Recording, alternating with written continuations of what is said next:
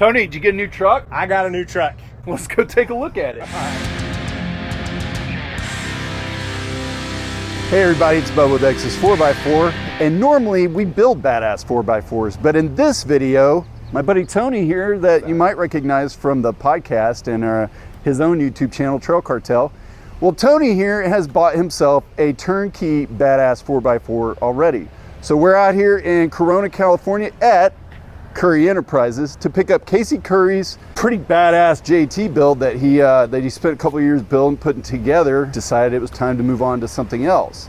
Tony here is fortunate enough to pick it up, and we decided, hey, this would make a great video. Let's go out to Corona and pick this thing up, take it straight back to New Braunfels, because there's no way that I'm going to let Tony drive this thing around the way it is for very long, because there's just a couple of tweaks that could be made to it to make it just a little bit more badasser, right? Badasser, that's Hebrew. Gesundheit.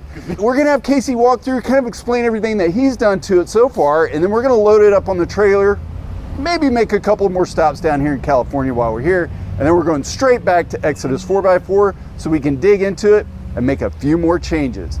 Tony, are you excited about this build? Dude, I'm so pumped about this because there's a story behind this thing. So when we came out in Rooster, when we went down to Baja, we stopped by here to see Casey on our way down. Yeah. And he let me drive this thing.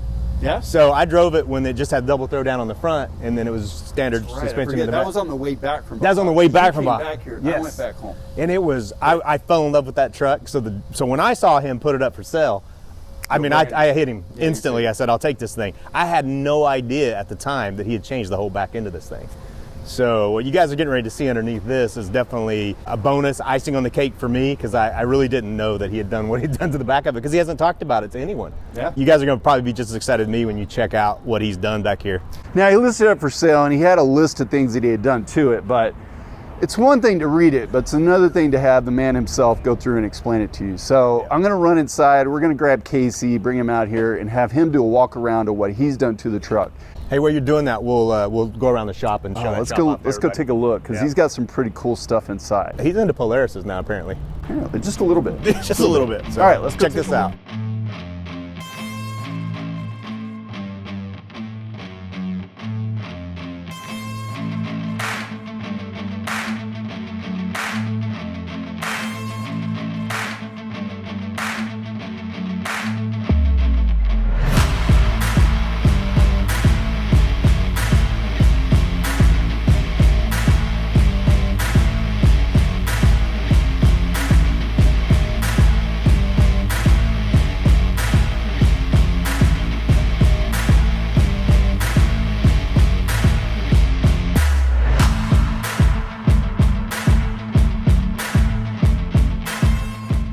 And now we got Casey here. He's gonna walk us around the truck and show us all the badass stuff that he's done to it, so you have a better understanding of what's going on. So Casey, you wanna take it? Yeah, so 2020 or 2019 truck, I don't know, there was some debate on it. They came out in 2019, Okay, but they're called 2020s. Okay, there we go. So we bought it brand new, and then I took it to Mel Wade and had Mel do the front end. So Fox gave me the shocks, and then we did the front end. But for me, it wasn't like, the front end worked so good, but the back wasn't keeping up with basically the coils in the back. Yeah. So then we in-house, I told him I don't want it to look modified at all, but I want coilover and bypass. So Yeah. if we start in the back, it's got a 9-inch. Basically, it was at 7 inches wide, but at full articulation, because one thing everyone forgets is that I want it to work just as good in Baja as I want in the rocks. Right. I don't want it limited. So like, for me, when it articulated all the way, the tire was rubbing on the coil, the bypass tube, so I went 72 inches wide. It's got 9 inches with A or B lockers, and what is that, it's 529 ratio. Nice. And then we basically modified the frame behind the shock. So basically we actually cut it out and replated it to make it look stock, but that way we get the shock sucked in far enough so that it didn't rub on the wheel. Exactly. So we made a complete hoop that matches or resembles the front to kind of give it the same look. So all that's all TIG welded, and we added some X bracing underneath the frame just to kind of help hold the frame. I wanted no tubes in the bed. Yeah. So by doing all that, we added some X bracing to just help the frame from staying straight. And then with all that, I wanted the bed to be stock, so we completely cut the inner fenders out, and then we made our own. So once we had them cut, and completely re-welded. Then we went and had the whole thing re-rhinolined to make it look stock. It's super clean back there. Yeah, I didn't want anything to not resemble stock, because for me, the point of owning a Jeep is not owning a rock buggy. Yeah, so exactly, yes, 100%. I have those. If we're gonna go be a rock guy, I can take a buggy. Yeah, you want something you could drive on the street Yeah. and then take and play with too. So this, I mean, it drives a Rubicon every year. That's why everyone's like, oh, you always trailing. Actually, drive a Rubicon every single year. Yeah. And there's fully loaded the brim in the back, which coilovers make that nice because you can adjust it, right? You can adjust ride height. But yeah, it's got 40s, KMC wheels, full floater, 35 spline. It's got Evo's rock rails on it. Yes. I don't do the big plates because I'm not a big fan of cutting holes in the bodies. Another big thing. Over one of my Jeeps, I never cut any holes in the body. It has Artec skid plates under the entire thing. Spicer dry shafts, front and rear, that are bolt-in replacement ones. You don't have to do, they're the upgraded ones, but no modification. So if there's a problem, you can buy them.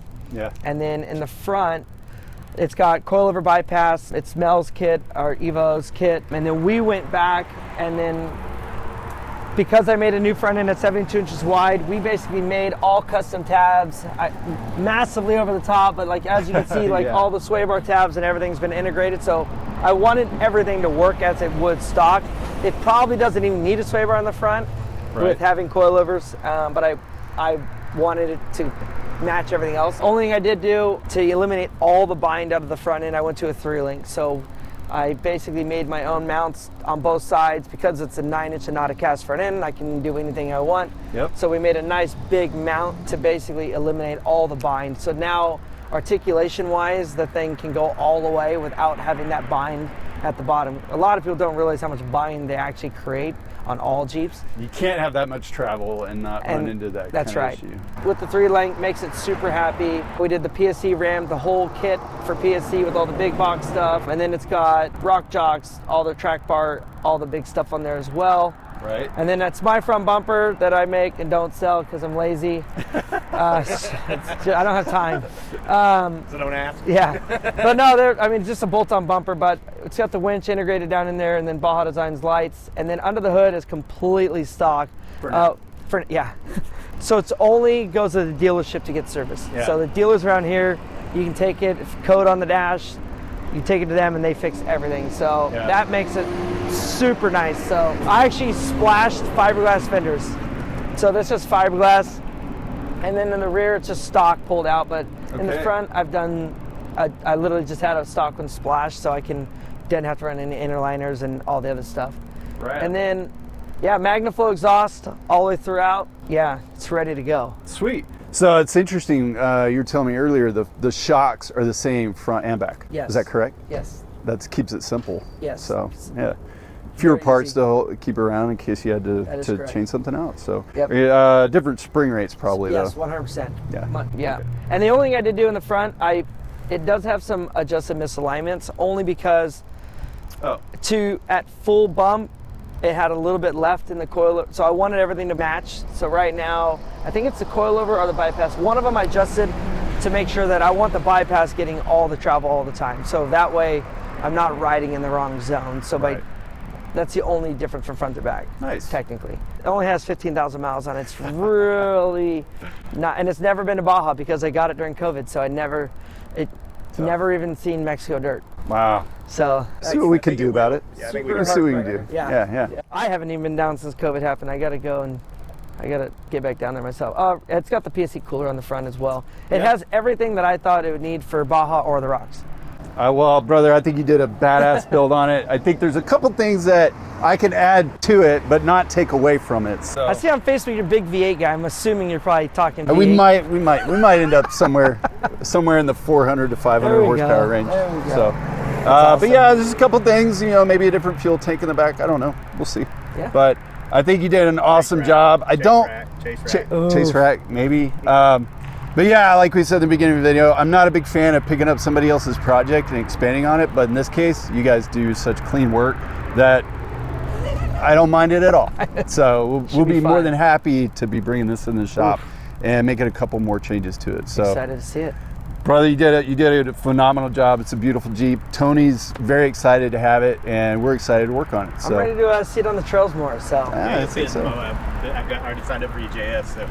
Oh, good. I guess I'm going to EJS now. All right. Well, it turns out we ran out of time to do any modifications after we got it back here to Texas. So, Tony, Yay! where are you going? Sand Hollow. Sand Hollow. Yeah, he's going to Sand Hollow with the Yee crowd, and we figured, why build something, have him take it out and break it, and then bring it back to fix it? Let's just take it the way Casey built it, have him break it the way Casey built it, and that way I only got to fix it once. Because usually when the Yee guys go out, that's what happens. Stuff gets broke. Yeah, they end up breaking shit. So. But I'm excited. I mean, I'm not a race car driver. Let's see how KC wheels. Let's see what his machines are like. Because I have a preference, right? Yeah, you do. So- we got plans. We got plans. So, make sure you guys stay tuned for when that video does come out. In the meantime, click here for more cool videos on off-roading and other cool stuff.